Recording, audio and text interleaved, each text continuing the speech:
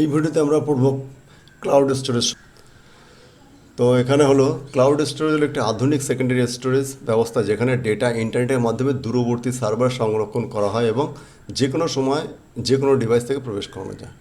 অর্থাৎ কি, আমরা যে এর আগে যে এতগুলো আমরা সেকেন্ডারি স্টোরেজ ডিভাইস, অর্থাৎ কি আমাদের তথ্যগুলো স্টোর রাখার জন্য যে ডিভাইস সম্পর্কে পড়লাম, সেখানে আমরা কি কি পড়লাম, আমাদের সিডি পড়লাম, ডিভিডি পড়লাম, ব্লুরে পড়লাম, পেন ড্রাইভ পড়লাম, মেমোরি কার্ড পড়লাম, সবগুলো কিন্তু মানে আমার নিজের কাছে থাকছে এগুলোকে।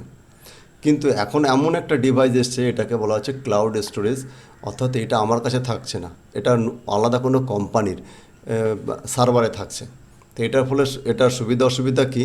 কারণ এটা বিভিন্ন কোম্পানি এটা ওয়েল ফার্নিশড আকারে এটা খুব সুন্দরভাবে এটাতে ডেটা সেন্টার যেগুলো বলছে, যে তোমরা হয়তো অনেক বিভিন্ন সময় ডেটা সেন্টার, তা সেখানে কী হয়েছে, আমাদের অনেক কম্পিউটার একসঙ্গে লাগিয়ে, অনেক হার্ড ডিস্ক, অনেক এসএসডি একসঙ্গে সেট আপ করে একটা বিশাল বড় ডেটা সেন্টার তৈরি করা হচ্ছে। এবং সেখান থেকে আমরা নির্দিষ্ট টাকার বিনিময়ে বা কিছু কিছু কোম্পানি, যেমন গুগল কোম্পানি, আমরা যখন মেল আইডি ওপেন করি সেখানে 15 জিবি জায়গা দেয়। তো সেই 15 জিবি আমাদের যেটা যেটা জায়গা দেয় সেটাকে বলা হচ্ছে ক্লাউড স্টোরেজ। অর্থাৎ কি, ওই কোম্পানি ওখান থেকে আমাদের 15 জিবি, যদি এর থেকে বেশি দরকার হয় তাহলে আমাকে সেখানে টাকা দিয়ে কিনতে হবে জায়গাটা। এর সুবিধাটা কি? এর সুবিধাটা হলো যে কোনো জায়গায় যে কোনো আমরা অ্যাক্সেস করতে পারি এবং অল ওভার ওয়ার্ল্ডে, মনে করো তুমি তোমার ল্যাপটপ বা মোবাইল নিয়ে যাওনি কোনো, কিন্তু সেই মানে ডকুমেন্টসটা তোমার ল্যাপটপ বা মোবাইলে আছে, কিন্তু সেখানে তুমি সেখান থেকে যে কোনো জায়গায় যদি ইন্টারনেট থাকে তাহলে তুমি তোমার যে মেল আইডি দিয়ে সেখান থেকে তুমি তোমার ক্লাউড স্টোরেজটা অ্যাক্সেস করে সেখানকার তথ্যগুলো আদান প্রদান করতে পারবে। যেমন কি আমাদের ইউটিউবে আমরা যে ভিডিওগুলো তৈরি করছি, আমি প্রথমে আমার কম্পিউটারে তৈরি করছি, সেটাকে আমি কী করছি, ইউটিউবে আপলোড করে দিচ্ছি। তো ইউটিউবে আপলোড মানে কি, ইউটিউব একটা বিশাল বড় একটা স্টোরেজ, ক্লাউড স্টোরেজ বানিয়েছে। সেখান থেকে আমাদের ভিডিও আপলোড করার জন্য, আমাদের ফ্রিতে ভিডিও আপলোড করার জন্য সুযোগ দেয়। সেখানে আমি ভিডিও আপলোড করে রাখছি এবং সেখান থেকে তোমরা সেই লিঙ্কের মাধ্যমে তোমরা এই ভিডিওগুলো দেখতে পাচ্ছ। তো সেটাই হলো আমাদের আমাদের ক্লাউড স্টোরেজ। তো এটাতে আমাদের সুবিধা কি, আমাদের ডেটা লসের সম্ভাবনা খুবই কম। তো খুবই কম কি, নেই বললেই চলে। কারণ কি, এই যে ডেটা সেন্টারে ডেটাগুলো থাকে, এই ডেটা সেন্টার কিন্তু এক জায়গায় থাকে না, বিশ্বের বিভিন্ন দেশে তৈরি করা হয় এবং সব জায়গার ডেটা সব জায়গাতেই থাকে। মনে করো এখন ইন্ডিয়া কোনো একটা ডেটা সেন্টার ধ্বংস হয়ে গেলো, এই যে এখন আমেরিকা ইরানের যুদ্ধ হচ্ছে, এখানে যেমন কুয়েতে আমাদের বা কাতারে বিভিন্ন জায়গায় ডেটা সেন্টারের উপরে হামলা করেছে, মিসাইল ফেলেছে, সেই ডেটা সেন্টারটা নষ্ট হয়ে গেছে।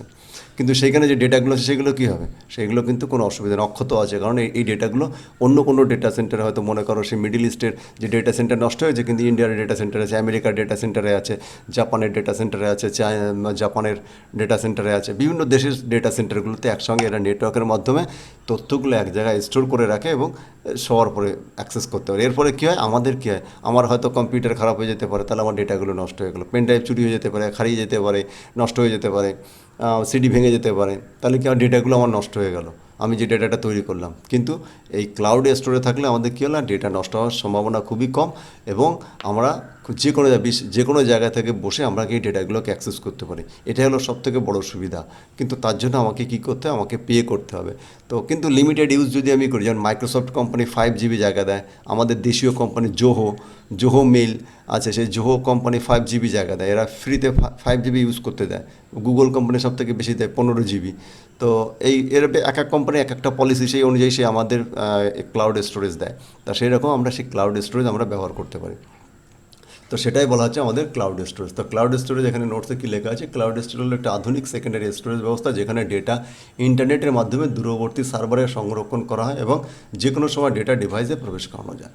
অর্থাৎ দূরবর্তী সার্ভারে ডেটা সংরক্ষণ হয়, একটি ফাইল, ছবি, ভিডিও, সফটওয়্যার ব্যাকআপ সংরক্ষণের জন্য ব্যবহৃত হয় এবং ব্যবহারকারী যে কোনো ফিজিক্যাল ডিভাইস বহন করতে হয় না এবং ডেটা নন ভোলাটাইল, অর্থাৎ কি মিটে যায় না, সার্ভারের মধ্যে নিরাপদ রাখা হয় এবং ইন্টারনেটের সংযোগ থাকলে ডেটা অ্যাক্সেস করা যায় এবং যে কোনো সময় যে কোনো ডিভাইসকে অ্যাক্সেস করা যায়। এবং সবথেকে বড় জিনিস কি, এটা শোনো, যে মনে করো তুমি কোনো একটা অংশ তুমি কাউকে দিবে ফিজিক্যালি, তখন তুমি দিতে পারবে না। তো তাকে কী করবে, তোমার যদি ক্লাউডে থাকে তুমি সেটার লিঙ্কটা ক্রিয়েট করে সেই লিঙ্কটা তুমি সে বন্ধুদের শেয়ার করে দেবে, তাহলে সে কী করতে, সে তোমার ক্লাউড থেকে তোমার ডেটাটা সে অ্যাক্সেস করতে পারবে। অর্থাৎ যে কাউকে আমি খুব সহজেই আমি আমার ডেটাকে অ্যাক্সেস দিতে পারি, আমি আবার ডেটাকে অ্যাক্সেস বন্ধ করতে পারি, আমি আমার ডেটাকে রাখতে পারি। তো এইগুলোকে আমাদের ক্লাউড স্টোরেজ সবথেকে বড় সুবিধা। তো এখন আধুনিক সবাই প্রায় এখন যারা আপার এন্ডে কাজ করে তারা ক্লাউড স্টোরেজ ব্যবহার করে। আমারও যেমন ক্লাউড স্টোরেজ কিনতে তো প্রয়োজন হয়, কারণ এসবগুলোর জন্য অনেক ডেটা স্টোর করতে হয়, তার জন্য আমাদের ক্লাউড স্টোরেজ লাগে। কারণ কি এই ডেটাগুলো মূল্যবান, এই ভিডিওগুলো তৈরি করছে, আবার যদি কোনো কারণে নষ্ট হয়ে যায়, কম্পিউটার নষ্ট হয়, তাহলে এটাকে আমাদের পাওয়া আবার অসুবিধা হয়ে যাবে। সেই জন্য ক্লাউড স্টোরেজ আমাদের ইউজ করতে হয়। তো বড় স্টোরেজ পাওয়া যায় এখানে, তোমার কোনো আগে যেমন আমাদের 2 GB 3 GB বা 124 GB 25 GB 32 GB 64 GB এগুলো ডেটা আছে, কিন্তু এখানে আমাদের হিউজ অ্যামাউন্ট অফ ডেটা রাখা যায়। যেমন যেমন তুমি প্ল্যান কিনবে তেমন তেমন ডেটা রাখতে পারবে তোমার প্রয়োজন অনুযায়ী। এটা কি ডেটা নিরাপদে রাখা, এনক্রিপ্টেড ব্যবস্থা থাকে, অর্থাৎ কি এখানে যে কেউ ডেটা, তুমি যদি কাউকে অ্যাক্সেস শেয়ার না দাও তাহলে কেউ ব্যবহার করতে পারবে না। আর কেউ যদি ঢোকেও তাহলে সে ডেটাগুলো এনক্রিপ্ট করা থাকে, মানে উল্টোপাল্টা করে দেওয়া থাকে। কেউ যদি সে মধ্যে ঢুকে দেখে তাহলে সে উল্টোপাল্টা, মানে আনঅথরাইজড ওয়েতে যদি কেউ ঢোকে তাহলে সে তোমার ডেটা দেখে কিছু বুঝতে পারবে না, সে উল্টোপাল্টা অবস্থায় থাকবে। তো সেই জন্য আমাদের এখন মানে তোমাদের ক্লাউড স্টোরেজ খুবই জনপ্রিয়। তো এইসব কোম্পানিকে, যেমন কি কোন কোন কোম্পানি সার্ভিস দেয়, যেমন গুগল কোম্পানি, ড্রপ বক্স, মাইক্রোসফটের যে নাম তার নাম হল ওয়ান ড্রাইভ ক্লাউড স্টোরেজ, যেমন জোহো আছে আমাদের দেশীয় কোম্পানির জোহো। তো এইগুলো আমাদের এইসব ক্লাউড স্টোরেজ সুবিধা দেয়। তো এটাও একটা আমাদের কী হয়, এটা আমাদের সেকেন্ডারি স্টোরেজ ডিভাইস এগুলি। তো আজকের ভিডিওতে আমরা এইটুকুই রাখছি। এরপরে আমরা অ্যাক্সেস মেথড অনুযায়ী আমাদের শ্রেণী বিভাগটা একটু দেখব।